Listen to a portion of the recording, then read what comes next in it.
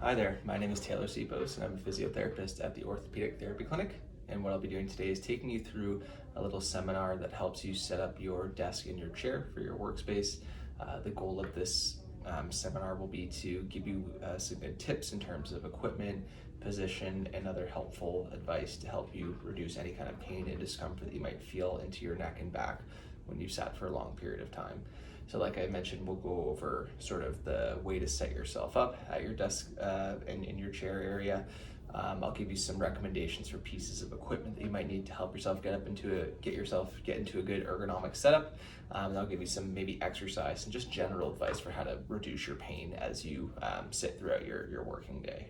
So I'll get started at our desk over here, and I'll tell you that the first kind of position that I want you to think about being in.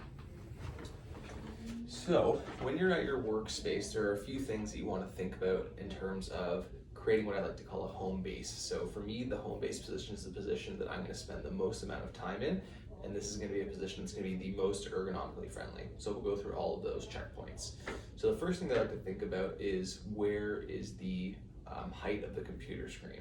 So a good way to determine this is to think about having the top of your monitor at the level of your eyes. So when I kind of get set up here, my eye level is right at the monitor. If I had my seat a little bit lower, then I would see that my eye level is a little bit lower than the monitor, which is going to cause me to look up quite a bit as I'm working throughout my day. Conversely, if I'm a little bit too high, I don't want to be looking down at my monitor because that'll put my neck into that craned forward position, which can also lead to some issues. So having that eye level right at the top of your monitor is a great way to, again, reduce really mostly stress into the neck. In terms of equipment to help you out with this, obviously you saw with my chair there, you want to have an adjustable chair because you want to be able to adjust the height of your chair to allow that eye level to get to the top of your monitor. And you're also going to need, differing heights for other parts of your ergonomic setup. Another great piece of equipment, I know a lot of people don't have this, but having a desk where you can raise and lower the height of the desk is also really helpful. That allows you, again, gives you a couple more degrees of freedom to achieve, again, getting the eye level correct, as well as other pieces that we're going to go through next. Again, some things to think about. Additionally, if you're having a hard time getting that correct spot, you can use other pieces of equipment to help you get a good height for your monitor. So right here, I've just got some textbooks. Let's say that I was feeling like my monitor was a little bit too low. I could easily just put a couple of textbooks down to allow myself to be in a better position. There are also little risers that you can buy for your laptop that will allow you to achieve this as well too, if you want to get something a little bit more adjustable as opposed to textbooks. So all good pieces of equipment to think about. Put these back. So the next thing that you want to think about with your ergonomic setup is how close should it be to your screen. You don't want to be so close that you're leaning forward with your neck, but you also don't want to be so far that you're having a hard time reading, thereby forcing you to kind of lean forward towards your computer screen. So the best way to think about this in terms of how far you should be away from your monitor in a horizontal distance is when you reach out to touch your computer screen, you should be able to touch it with your arm in a fully extended position. So if you're too far, you're going to have to lean forward to touch the screen.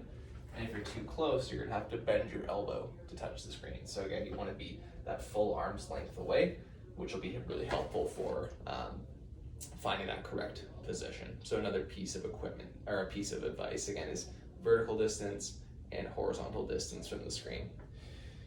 The next piece is going to be, again, more so for your upper body. When you're at your desk, you want to feel like the majority of the area between your wrist and your elbow is supported by a hard surface. So again, this could come in the form of having your armrests, or you could use it in the form of your desk. In this case, you would just want to push your monitor back fairly far, and then as you can see here, I've got the majority of my forearm supported by the desk here.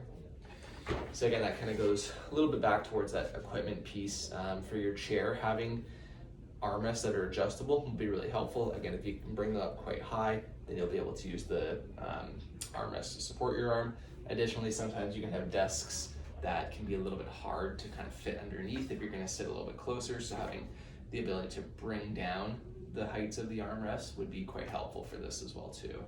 So that's again one more thing to think about when it comes to the chairs. But again, you want to have majority of your forearms supported by the desk, because if you're working on your computer with those unsupported arms, you're really going to be supporting yourself with your neck muscles, which can create lots of tension into the neck. I treat a lot of patients that sit throughout the day quite a bit with work. A lot of them will get really bad neck tension throughout the day, and when I kind of ask them about their ergonomic setup, a lot of them report that their arms are suspended throughout the day quite a bit. So with that certainly can create lots of stress onto the neck. So we've got our height of the monitor, we've got our horizontal distance, we've got thinking about keeping your arms mostly supported. The last couple of things are more so focusing on the lower body. So with your lower body, when you're at your desk and working, you want to feel like your knees and your hips are at a 90-degree angle. So you don't want to have your knees tucked back like this.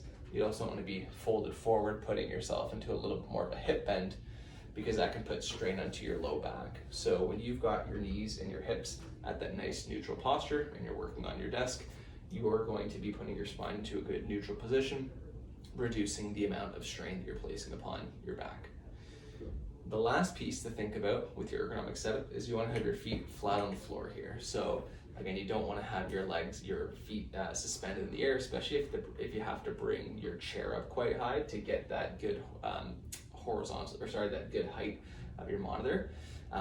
Sometimes having some extenders from the bottom of your chair where you can rest your feet can be helpful for people that may be a little bit shorter.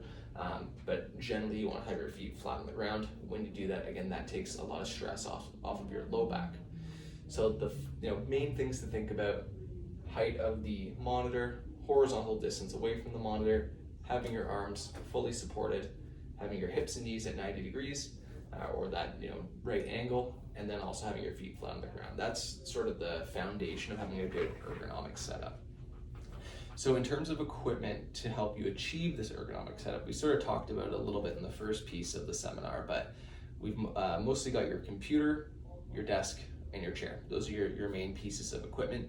In terms of the chair, I mentioned it before, but having good adjustable pieces in your chair is really important. So, a chair that can reduce and increase its height would be really helpful.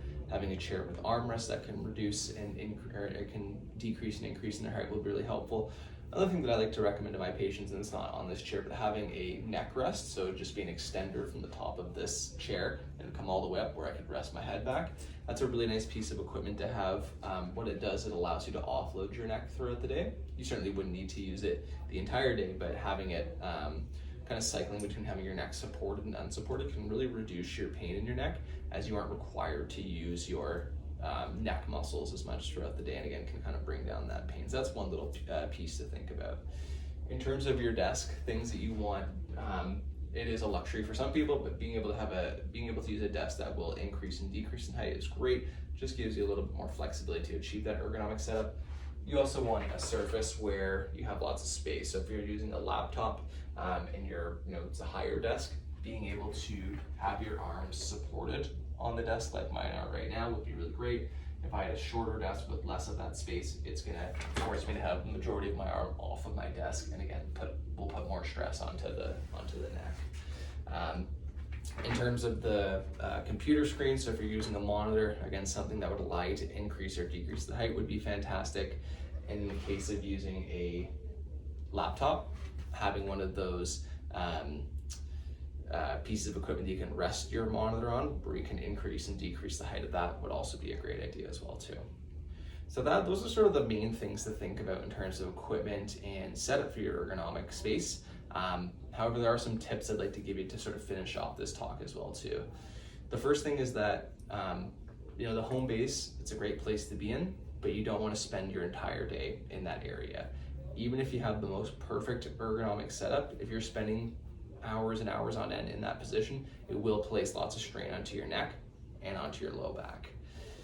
Having some variety of positions throughout your day is a really good idea. Again, it's okay to spend some time with your legs crossed. It's okay to spend some time with your knees behind you. As long as you're not spending prolonged periods of times into those positions, And as long as you're returning to that home base position when you spend time into those cross-leg positions, that's completely okay. It's okay to mix up your sitting posture throughout the day. It's just that it'd be better to be in that home base position a little bit more than those less ergonomically friendly positions, but you shouldn't completely avoid them. Additionally, even if you are sitting and changing up your postures, it is a really good idea to take some time away from that sitting position to do some standing. What I recommend to people who don't necessarily have any pain but are desk workers is every 45 minutes you want to stand up, walk around for a minute or so, and then go back down to sitting. That allows you to reduce some of these stresses being placed upon those structures like we talked about, the neck and the back, and it redistributes it to other places to, again, reduce that cumulative load placed upon those areas. So that certainly can be quite helpful. Additionally, there are some desk exercises that you can do that really offload those areas that are that can become stressed with prolonged sitting. So the first one that I'd like to teach you is what we call a thoracic extension stretch. So again, when we sit for a long period of time, we tend to kind of get into that curled forward position. So stretching in that opposite direction can be quite helpful. So for this exercise, what you would do is go hands behind your head, interlace behind your head. You're going to flare your elbows backwards, pinch your shoulder blades together, and then puff your chest out military style. And as you do that, you should feel just a gentle stretch into your mid-back, which again can help offload that area that does get stretched out quite a bit. So as you do this, what I generally like to recommend is doing a set of 10, holding for about 5 seconds. And you would do that every few hours of sitting. Another exercise that can be quite helpful with this is called the chin tuck. So again, we tend to kind of go into that forward head posture. So with a chin tuck, again, we're moving in the opposite direction. So with the chin tuck, what you think about doing is move your head relatively backwards relative to your neck. So just a very small motion like that. So trying to move it horizontally. You're not looking up, you're not looking down, you're just moving backwards. And with this exercise, generally I also recommend a set of 10 every few hours of sitting. So that sort of covers the basics of having a good desk and chair setup. We talked about the ergonomic positions we'd like you to be in. We talked about considerations for different pieces of equipment, and we talked about some helpful tips that you can employ to help you feel more comfortable throughout the day. I hope you're able to gain some knowledge from this talk, and I hope you enjoyed the video.